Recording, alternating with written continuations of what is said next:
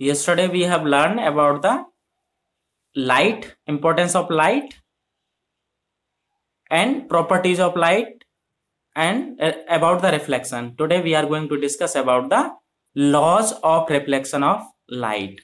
Okay, laws of reflection of the light. So आप देखिए, image दिखाई दे रही है मेरी। इमेज को तो ठीक है बाद में दिखाऊंगा, इस इमेज को मैं बाद में दिखाऊंगा। मैं दिखाई दे रहा हूं?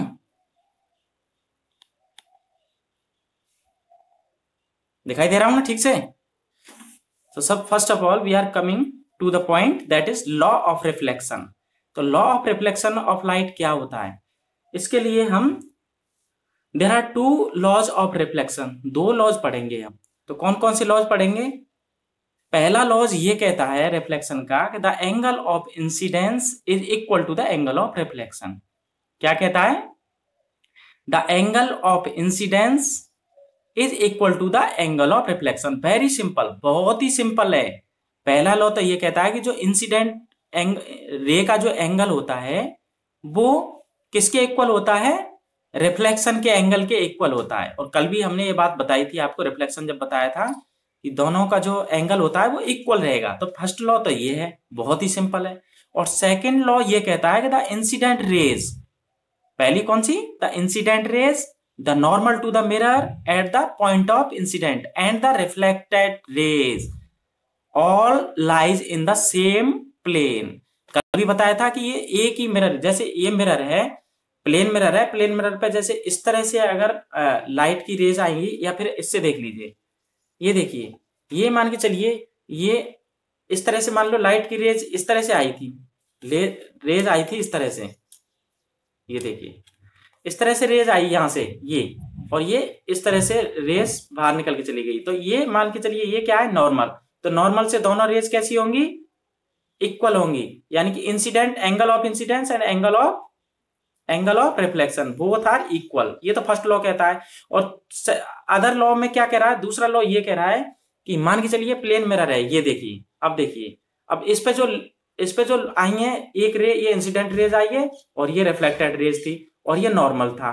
तो देखिए इंसिडेंट रेज और रिफ्लेक्टेड रेज और नॉर्मल तीनों किस में है? एक ही प्लेन में है। देखिए एक ही प्लेन में है, ये तीनों एक ही प्लेन में है। तो यही सेकंड लॉ कह रहा है the incident ray, this one, the incident rays the normal to the mirror at the point of incidence, point of incidence के यहाँ पे जहां से निकल के जा रहा है नॉर्मल ये, so the incident ray the normal to the mirror at the point of the incident and the reflected ray, this one, and the reflected rays all are in the same plane। ये देखिए एक ही plane में है, इसमें एक ही plane पर हैं तीनों, all are in the same plane।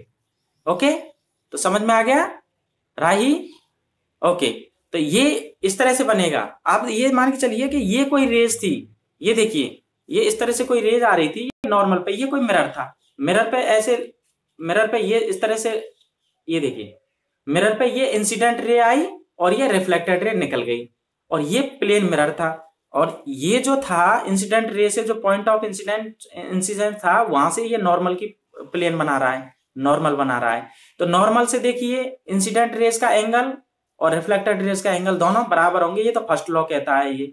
और सेकंड लॉ में ये कह रहा है कि इंसिडेंट रे नॉर्मल, और सीधी सीधी अगर बात करेंगे तो इंसिडेंट रे, नॉर्मल और रिफ्लेक्टेड रे ये तीनों एक ही प्लेन में होंगे, तीनों एक ही प्लेन में होंगे। तो ये सेकंड लॉ कहता है। अब दीज लॉज, जो ये लॉ जो हम बता रहे हैं आपको, these laws of reflection are applicable to all types of reflection, all types of reflecting surface. किसी भी सरफेस के लिए सभी लॉज इक्वल रहेंगे, सबके लिए एप्लीकेबल रहेंगे। सो these laws of reflections are applicable to all types of reflecting surface including spherical mirror। चाहे वो spherical mirror हो या फिर चाहे वो कैसी भी सरफेस हो, रफ सरफेस हो या फिर स्मूथ सरफेस हो, शाइनिंग सरफेस हो, किसी भी तरह की सरफेस, यानी किसी भी तरह की सरफेस के लिए ये सारे दोनों लॉ काम करते हैं, ये दोनों लॉ एप्लीकेबल होते हैं। तो ये तो था आपका रिफ्लेक्शन, लॉज ऑफ रिफ्लेक्शन। तो दो रिफ्लेक्शन है, बड़े दो लॉज हैं रिफ्लेक्शन के, तो बड़े आसानी से आप समझ जाओगे, इनको लिख दोगे आसानी से, एग्जाम में आता है तो the angle of incidence is equal to the angle of reflection, first law. Second law, the incidence ray, the normal, सीधा सीधा अगर बात करें तो the incident ray, the normal and the reflecting ray, this तीनों के तीनों किस में होंगे, एक ही प्लेन में होंगे, एक ही प्लेन में होंगे।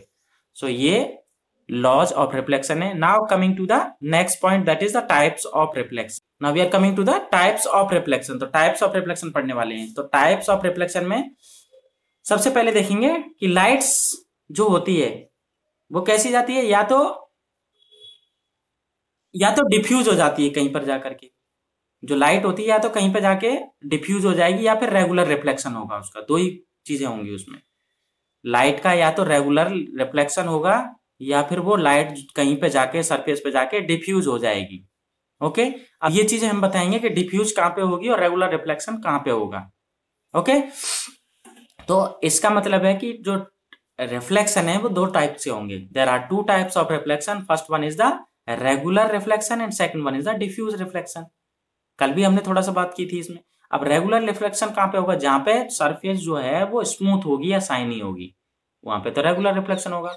और जो रफ सरफेस होगी, बहुत ही ज्यादा रफ सरफेस होगी, वहां पर लाइट का रिफ्लेक्शन प्रॉपरली नहीं हो पाता है, रेगुलर रिफ्लेक्शन नहीं हो पाता है। इस वजह से वहां पे जो लाइट का जो रिफ्लेक्शन होगा वो कैसा होगा, वो डिफ्यूज हो जाएगा। डिफ्यूज का मतलब वो कुछ लाइट को, जो जितनी लाइट आएगी उस लाइट को रिफ्लेक्ट नहीं करेगी रेगुलरली, उसको एब्जॉर्ब कर लेगी, ठीक है ना। तो डिफ्यूज हो जाएगी। मान के चलिए आपने देखा है स्टेम्स, देखा है प्लांट्स के स्टेम्स कैसे होते हैं, रफ होते हैं, बहुत ही ज्यादा रफ रहते हैं ना।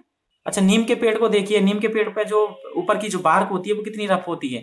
अगर मान के चलिए उस पर टॉर्च की लाइट आप दे रहे हो, टॉर्च की लाइट आप दे रहे हो, तो क्या वो लाइट को रिफ्लेक्ट करेगी, उतनी ही लाइट को नहीं करेगा। अगर उसी जगह पे अगर आप शाइनी सरफेस पे अगर लाइट दे रहे होते तो वो रिफ्लेक्ट करता है, नहीं करता, करता। तो इसका मतलब है कि रेगुलर रिफ्लेक्शन जो होता है वो शाइनी सरफेस हो या स्मूथ सरफेस पे होगा, और रफ सरफेस पे जो होगा वो रिफ्लेक्शन कैसा होगा, डिफ्यूज हो जाएगा। ओके, अब रेगुलर रिफ्लेक्शन का मतलब क्या है, रेगुलर रिफ्लेक्शन का मतलब ये है, रेगुलर रिफ्लेक्शन में अगर हम पढ़ें तो when the reflection surface is smooth, मान के चलिए ये जो है, ये सरफेस जो है कैसी है, स्मूथ सरफेस है। ये जो सरफेस है कैसी है, स्मूथ सरफेस है। इस सरफेस पे क्या हो रहा है, when the reflection surface is smooth and well polished, ये वेल पॉलिश्ड है। तो वेल पॉलिश्ड है तो द पैरेलल रेज, ये जो पैरेलल रेज आ रही है, मान के चलिए एक रेज आई है, रेज इस तरह से आई और निकल गई। दूसरी अगर इस एंगल से आई तो इस एंगल से निकल जाएगी। ये देखिए, जिस जिस एंगल से आएगी वो उसी एंगल से निकलेगी। देखो एंगल बराबर बना हुआ है, ये इस एंगल से आई तो ऐसे निकल गई, ये इस एंगल से आएगी तो ऐसे निकल जाएगी, ऐसे।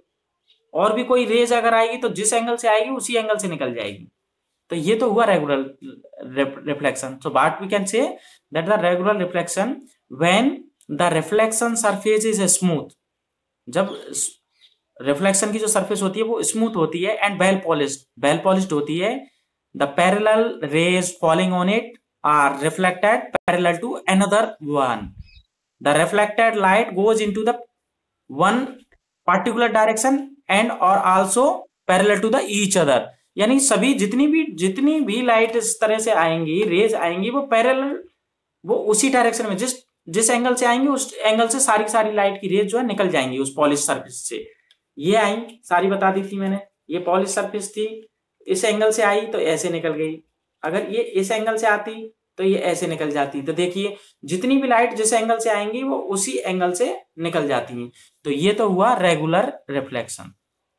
आगे समझ में, रेगुलर रिफ्लेक्शन में लाइट जिस एंगल से आएगी उसी एंगल से दूसरी साइड में निकल जाएगी, ये तो रेगुलर रिफ्लेक्शन है। और second reflection is the diffuse reflection. What is diffuse reflection? अब डिफ्यूज रिफ्लेक्शन में क्या होगा, when reflecting surface is rough, इसके लिए कंडीशन क्या है कि रिफ्लेक्टिंग सरफेस अगर रफ है, मान के चलिए कोई भी ऐसी रफ सरफेस है, ये कोई लकड़ी या जिगजैग टाइप की लकड़ी, और इस पे अगर लाइट आ रही है, लाइट अगर इस तरह से आई इस पे, तो वो डिफ्यूज हो जाएगी इसमें से प्रॉपरली, जिस एंगल से आई है उस एंगल से बाहर नहीं निकल पाएगी, जिस एंगल से लाइट आई है उस एंगल से बाहर नहीं निकल पाएगी। यानी incident ray and reflected raise का एंगल जो है वो इक्वल नहीं होगा, तो ये डिफ्यूज हो जाएगा उसमें।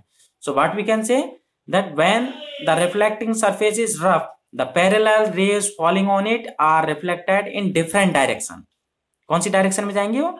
In different direction. Okay, such type of reflection is called the diffuse reflection. इस तरह का जो रिफ्लेक्शन होता है वो डिफ्यूज रिफ्लेक्शन कहलाता है। तो मान लो रफ सरफेस पे अगर आके गिर रही है कोई भी रेज, तो वो रेज देखिए यहाँ पे, वो रेज पैरेलल ना जा करके वो किस तरह से वो जिगजैग टाइप में वो निकल जाएंगी।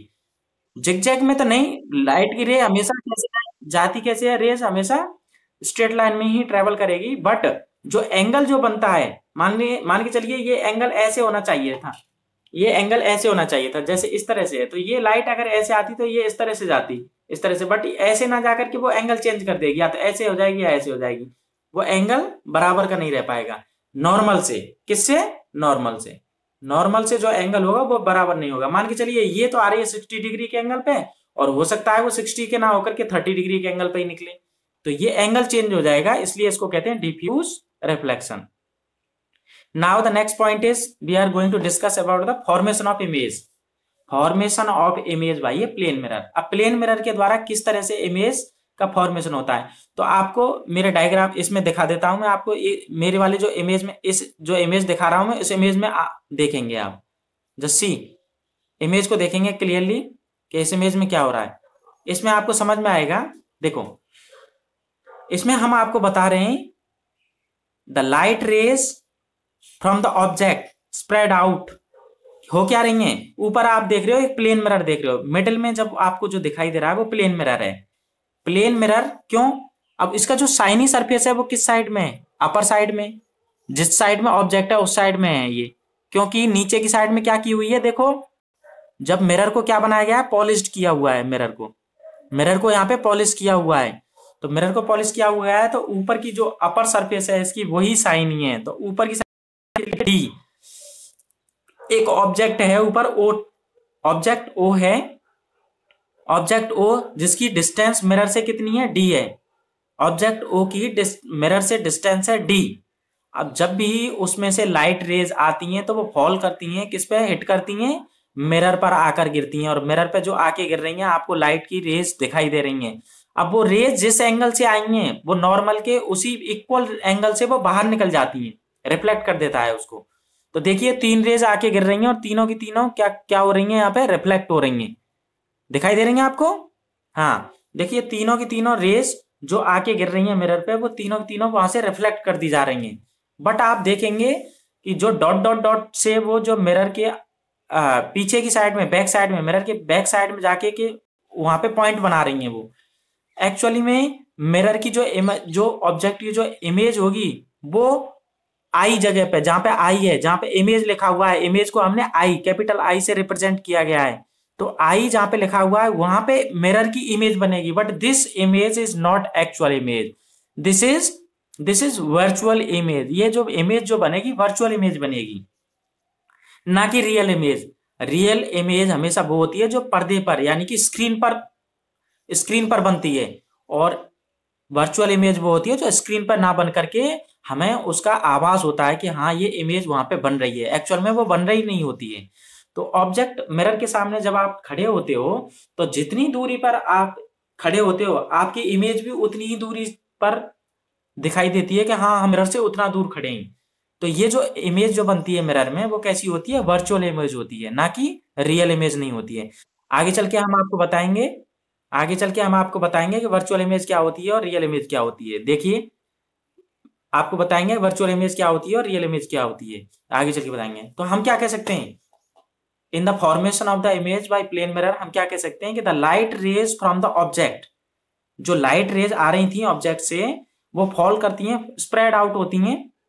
The light rays from the object spread out hit the mirror को हिट करती हैं, एंड देन रिफ्लेक्ट, और रिफ्लेक्ट हो गई थी। वो पहले स्प्रेड आउट हुई थी, किस पे गिरी थी, मिरर पे गिरी थी, फॉल आउट द मिरर पे वो आके हिट किया, और वहां से वो रिफ्लेक्ट होके क्या हो गई, रिफ्लेक्ट होके उसी एंगल से बाहर निकल गई। So we can say the light rays from the objects spread out hit the mirror को हिट करती हैं, एंड देन रिफ्लेक्ट, और रिफ्लेक्ट हो जाती हैं।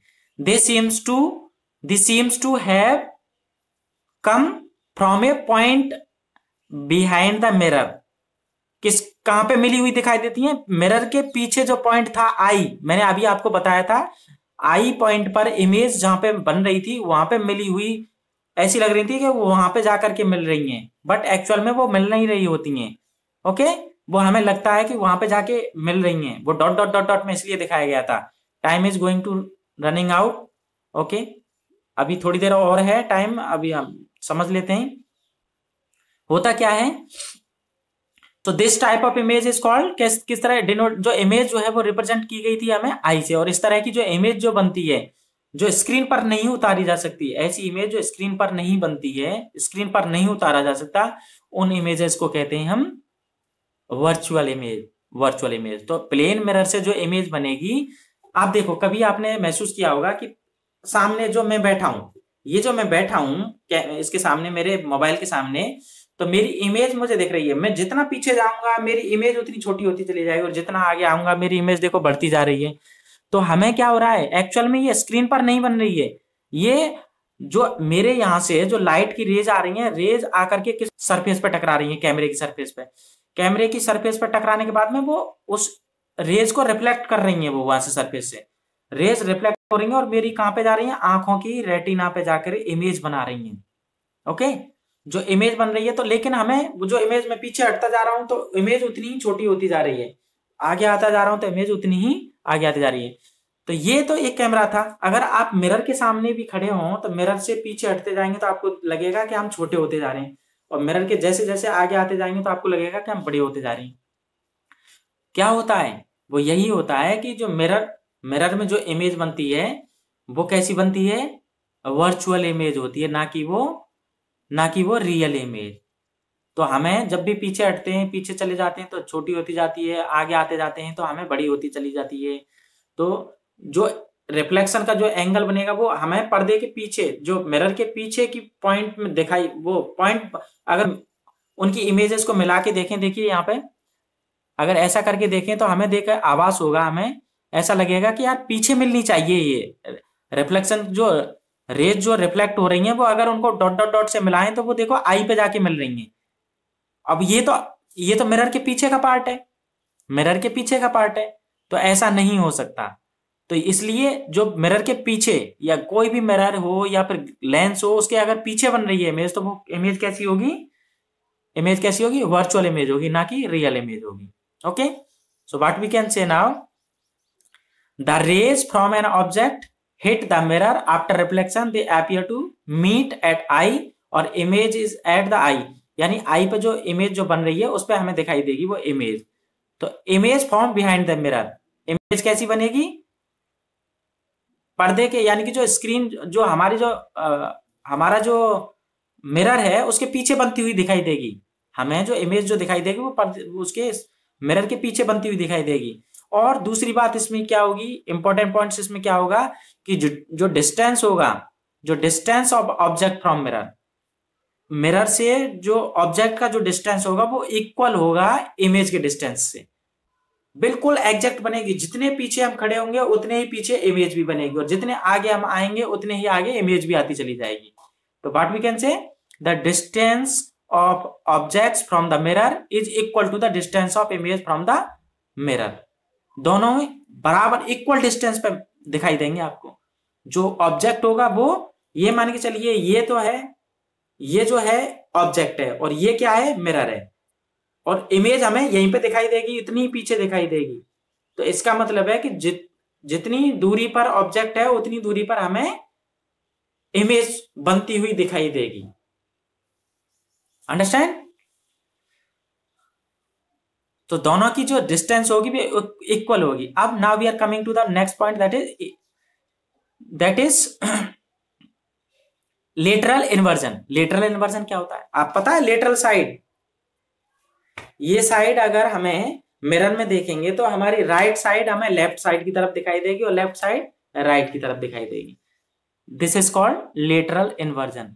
अगर हमारा लेफ्ट पार्ट राइट दिखाई दे और राइट पार्ट हमें लेफ्ट दिखाई दे, मिरर के सामने आप खड़े होके देखना, ये जो पार्ट है, अब अगर आप देखोगे, आप ये देखिए मेरा ये जो पार्ट है ये राइट पार्ट है, लेकिन मिरर में देखोगे तो वो लेटरल इन्वर्जन हो जाता है उसका। मिरर में अगर देखेंगे तो लेटरल इन्वर्जन हो जाता है। अब देखिए, आप देखोगे आपको मैं दिखाई दे रहा हूं, तो ये जो पार्ट है, आपको कौन सा पार्ट दिखाई दे रहा है? आपको लेफ्ट पार्ट दिखाई दे रहा होगा, आपको ये लेफ्ट दिखाई दे रहा होगा, लेकिन मेरा ये राइट पार्ट है, और ये आपको दिखाई दे रहा होगा कौन सा? राइट दिखाई दे रहा होगा, जबकि ये मेरा कौन सा है?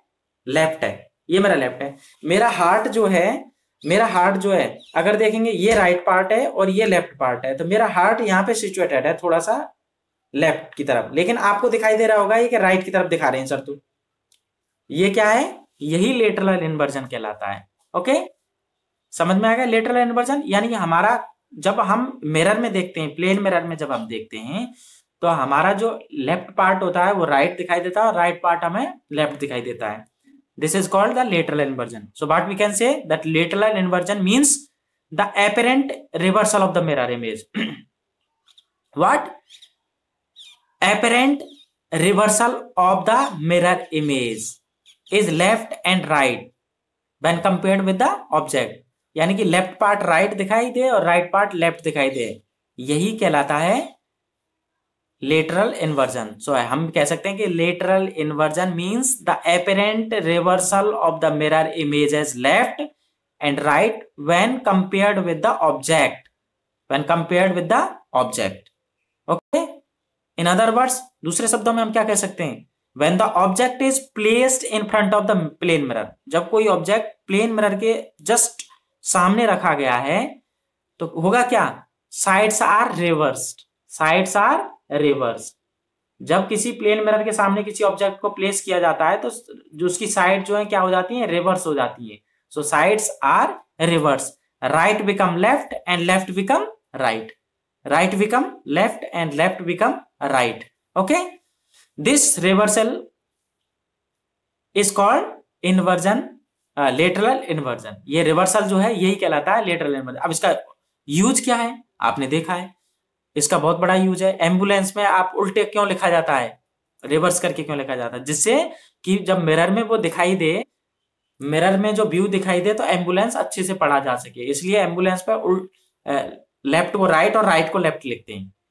इसका यही यूज है। ओके, क्योंकि वो मिरर में वो लेफ्ट पार्ट राइट और राइट पार्ट लेफ्ट दिखाई दे, इस वजह से वो क्लियरली पढ़ा जा सके।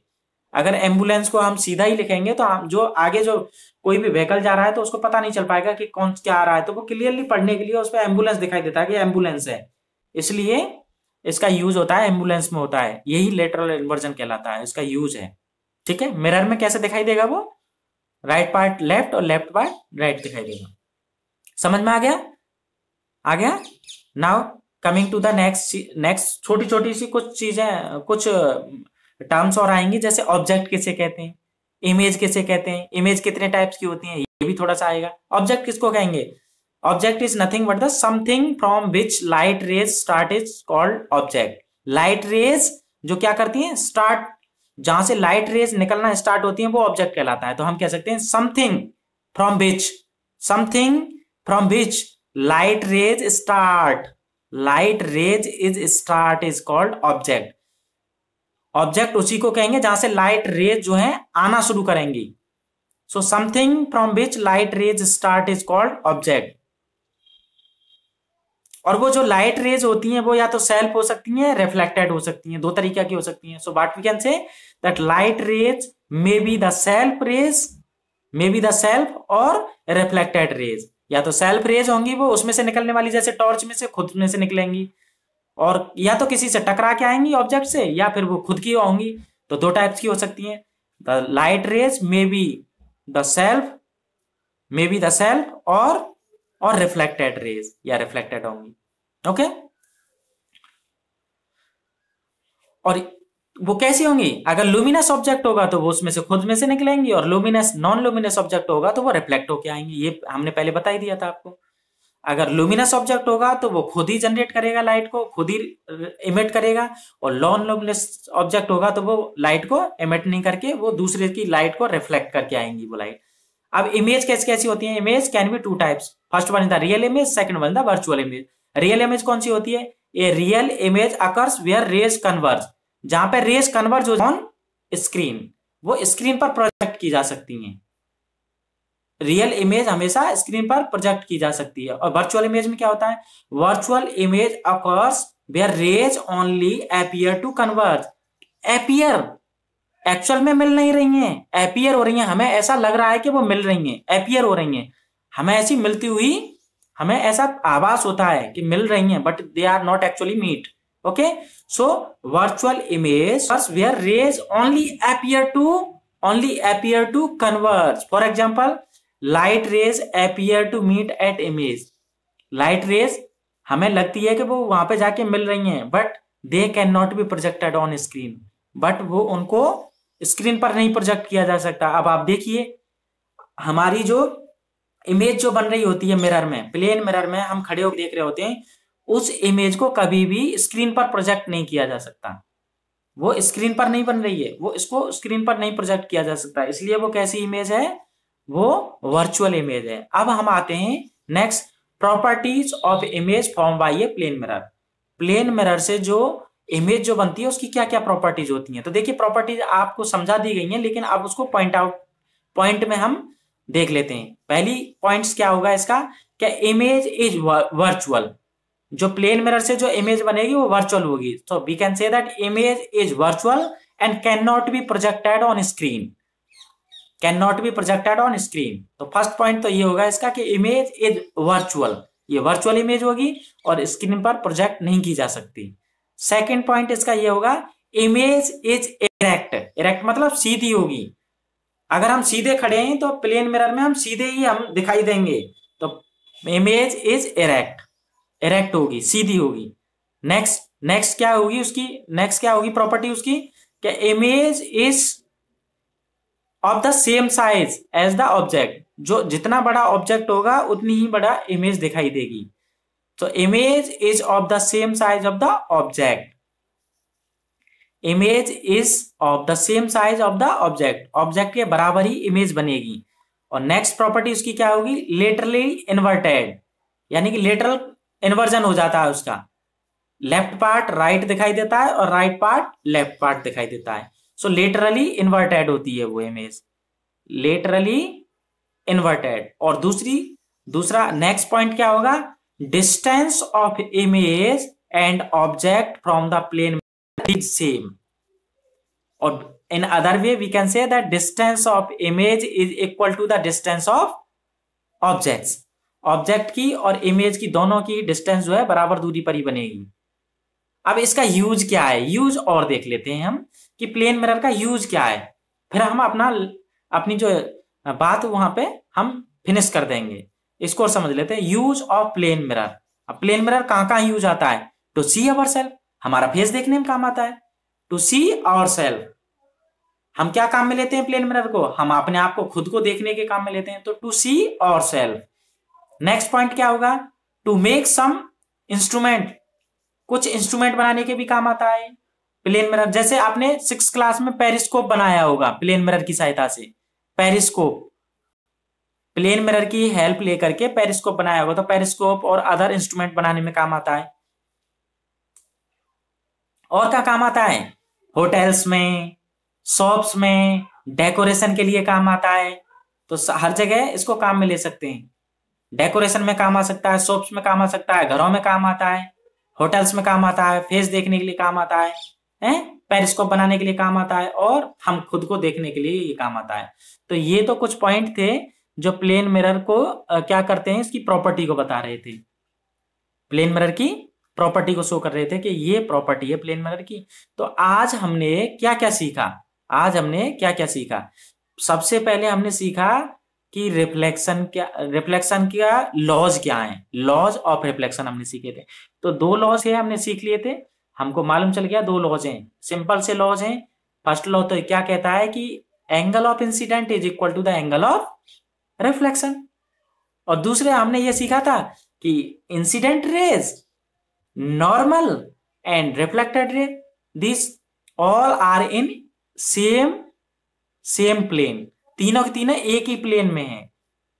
रिफ्लेक्टेड, इंसिडेंट एंड नॉर्मल, तीनों के तीनों किस में है, एक ही प्लेन में है। ये हमने सीखा। फिर हमने सीखा कि प्लेन मिरर क्या होता है, प्लेन मिरर से किस तरह की इमेज का फॉर्मेशन होता है। तो प्लेन मिरर से हमने इमेज फॉर्मेशन किया, फिर हमने ये देखा कि उसकी इमेज जो बनी थी उसकी क्वालिटी क्या थी, किस तरह की इमेज बनी थी। फिर हमने ये देखा कि रियल इमेज क्या होती है और वर्चुअल इमेज क्या होती है। फिर हमने प्लेन मिरर के यूज देखे कि प्लेन मिरर कहाँ पे यूज आ रहा है, उसकी प्रॉपर्टी देखी।